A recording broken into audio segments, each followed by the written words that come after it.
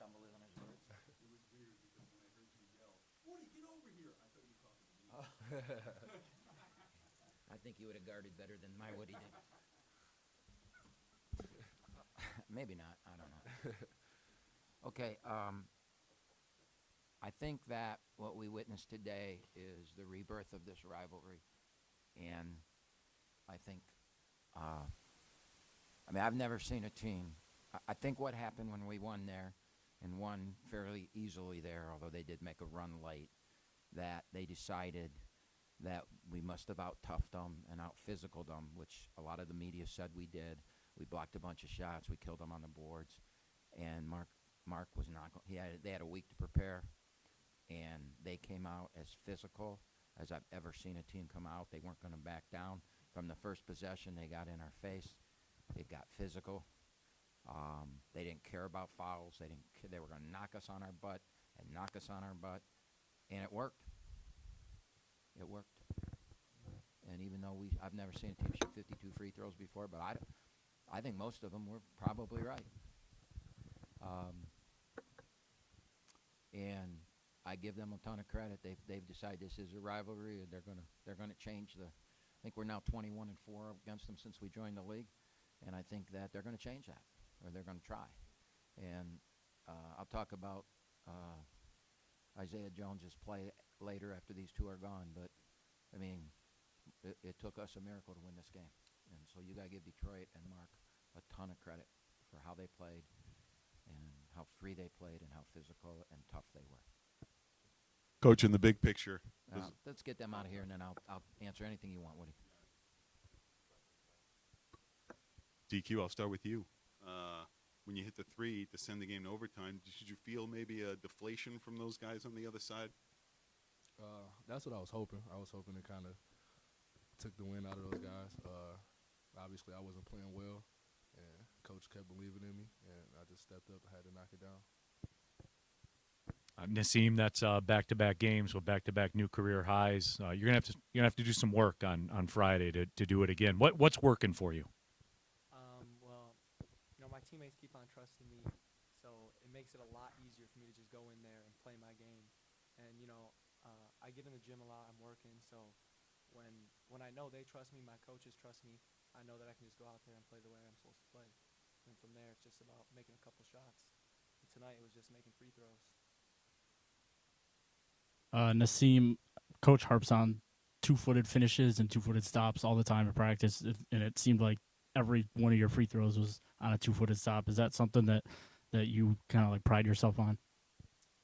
Well, yeah, I'm not the most athletic player, so I have to be more crafty around the rim.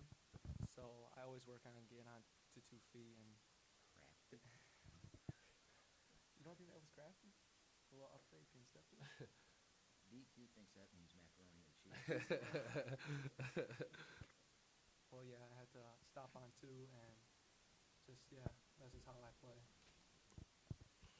DQ, you didn't shoot the ball probably in totality the way you wanted to tonight, but when it all mattered and all the chips were in the middle of the table, was there ever a doubt? Not at all. I thought I knew it was going in when it left my hand. I just knew it was going in, and it was all about getting the stop, which was our voice all night, getting the stop.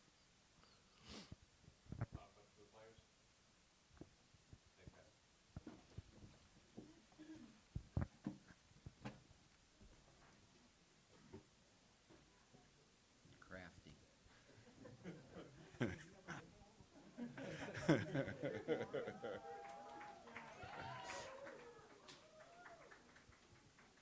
Coach, I'll ask the question I was going to ask before. Big picture, does this win save the season? Oh, we were done. We were done. I've done this.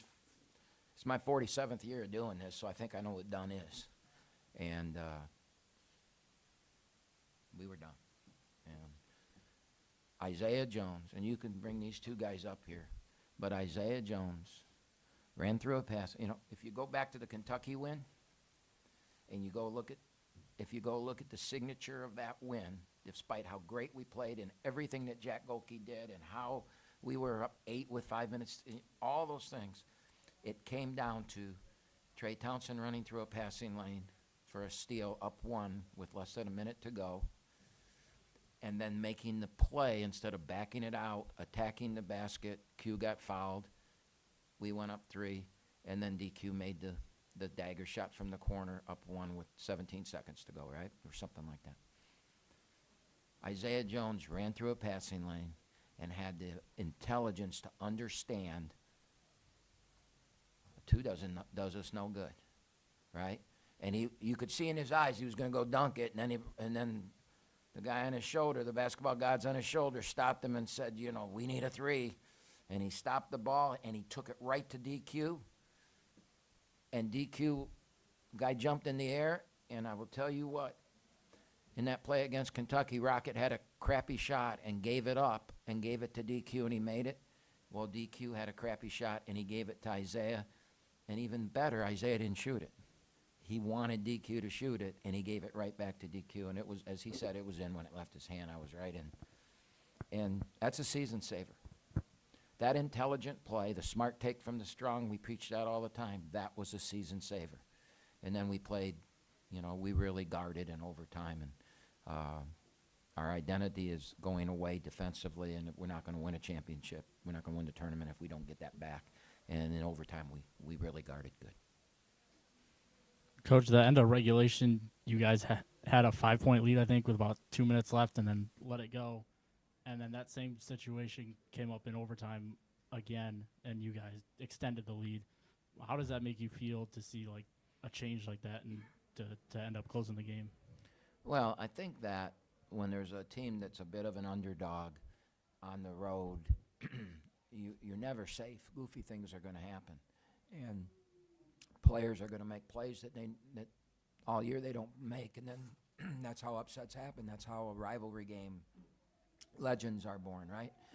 And that kid made a great, we took the shot away, we ball faked, and they drove in the middle, and he made it, a runner. Mansell made a runner. And that changed the game back to 3, and then we came down and missed, and they made a 3. They transitioned 3 that we didn't get to the corner. And, by pushing the ball and playing it more possessions, we're giving up defensively some transition. And we got 2 weeks to get that figured out, because that shot should have never happened. So I didn't answer your question. I'm just rambling. I understand that. But sure, it feels great. I mean, our season was saved. And I'm not afraid to say that. We talked about it in the locker. That's what took so long to get up here. That's what we talked about in the locker room, intelligent plays that saved our season. Now what are we going to do with it? Now that it's saved, what are we going to do with it? Camp, Nassim, and Jalen Jones combined for 40 points. Is that just how you had it drawn up in the pregame strategy session? Yeah, you know what? And I told Jalen Jones played 2 minutes the last game. And that's another thing we talked about in the locker room. That when you win championships, every game's a different entity in itself, and you got to come to practice every day and as if you're first team all league, and you got to be first team all league at your role. And Jalen did that this week. Jalen could have pouted after only playing 2 minutes against Indian. He came in, he had a good week of practice. We had a good week of practice, and the game went, the way they played with the physicality and all that. I needed Jalen on the floor because he can get the ball where it's supposed to be. And he did a hell of a job. Played a very good game. He made his free throws. And Nassim made his free throws. And we won the game. Sure, Isaiah made those plays, but the overwhelming statistic that won the game was 39 free throws that we made. I mean, they had seven more field goals than we had. They had 4 more threes than we had. Another stat that was good for us is we only turned it over 10 times against that physicality and pressure. Anything else? Tom Izzo last night broke the Big Ten record for wins. Let's not go there. Tom Izzo broke the greatest conference in the conference in the country record, and he's now made himself in conversation as the greatest coach in the history of the Big Ten, which I believe he is, and nationally. And you can't even come close to comparing that. I'm lucky to be here. It's not even a conversation piece. Coach, first of all, I don't know if you know this. Those 39 made free throws tie a school record. Well, how many had we shot in that game? Do you know? I don't actually. I think 52 is tied for second on the record. Oh, really? Yeah. Boy, I'm getting old. I don't remember things. I would have guessed. It was back in '99, which I was, under You weren't even 10, born? so I was born. Wow. But for weeks you've talked. I think about, I was 72 maybe in '99. I'm not sure. You're aging in reverse. It's wonderful. Dog years. You've talked for weeks about the importance of this team finding ways to get easy baskets. With where you guys are in the season, do you feel like you're closer to sort of addressing that issue? Well, at one point on the sideline during the game, Smitty said to me, "This is what we get if we're going to play fast. We're not going to guard." And obviously, his vibe was not good. Why are we playing fast? And I don't think we're going to win playing at the slowest pace in the country because we never get easy ones, and we allow the defense to. We really allow the defense to stack up on Baru and Allen by walking and that. So what we have to do is learn how to play fast, and if it's not there, back out and then get it into them. And then we also have to understand that just because we're going up and down, that doesn't mean we don't dig in defensively and we don't rebound, And usually it's not this late in the year that a coach makes a decision like that. So, but, I'm kind of new at this, and it's different for me. So. Coach, I have two how does it feel questions. So the first one is with Nassim Mashur leading the charge against IU Indy on the road and then against Detroit Mercy with 24 points. I know that a lot of them came from free throws, but how does it feel to have a young player like that who you recruited out of high school lead the charge in 2 games late in the season that are crucial for your season? Well, I'm going to blow your question right up because I didn't even know who he was when he showed up here. I didn't recruit him. All right, I know his dad. His dad's was a great junior college coach, and he's a really good high school coach. And we took him because we really trust his dad, and he's a 6'4", I thought, a point guard. And so we said, yeah, we'll take him as a walk-on. And one thing I do have is a history. If you go back through our legends, you've got the guy that was honored at halftime today. We were the only Division I scholarship offer he had. If Travis Bader, he had to walk on his first year. Now, he had a promise of a scholarship, but I can't give you one the first year. Blake Lampman.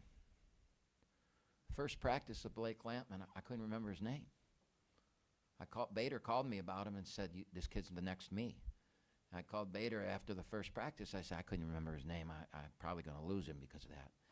And as the story goes, it was a summer practice, and we were going to Spain that summer. And I told Lampman, if you could come to practices, but I'm not taking you to Spain. And about 2 weeks into it, I called him over and said, hey, would you like to go to Spain? So I figured that one out pretty quick. If you remember, if you go back and look, who started at the point guard for us our first game of the year? Right?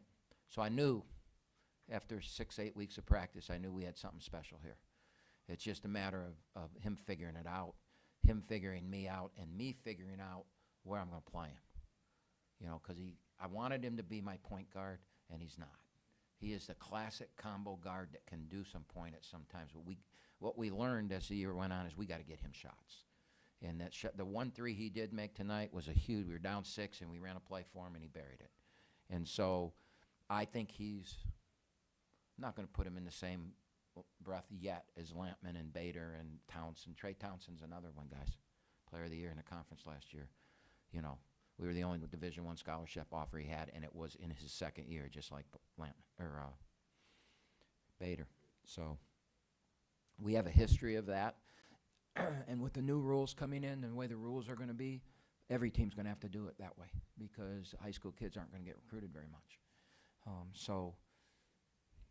He's got to keep getting better. He's a great kid. I mean, he's an unbelievably great kid, and the players love him. So that was a really long answer. Second one. Oh, no.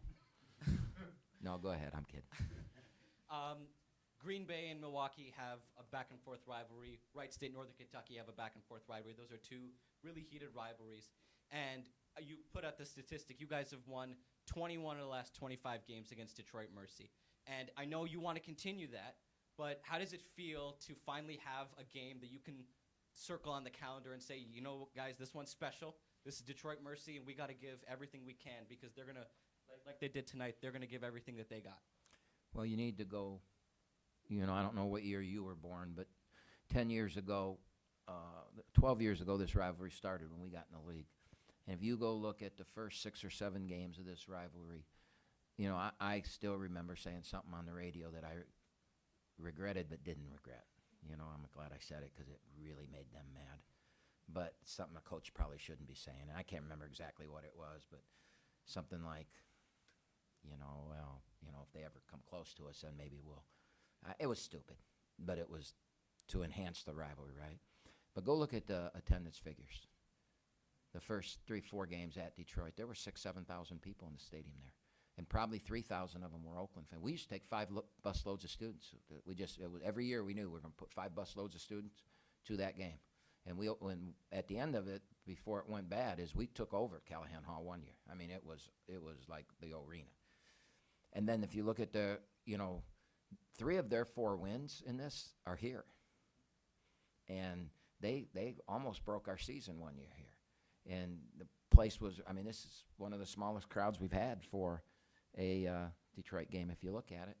And it's just kind of gone away. And I think it's, I'm going to have to say some stupid things in the media next year. And Mark probably will too. And we got to get this thing back to what it was, because it was classic 10 years ago. It was classic. 7,000 people in Callahan Hall is pretty cool. Thank you.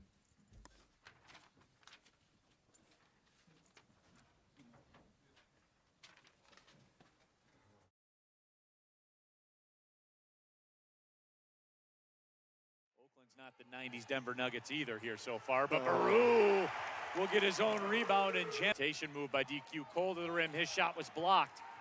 Ball's tipped out, grabbed in transition.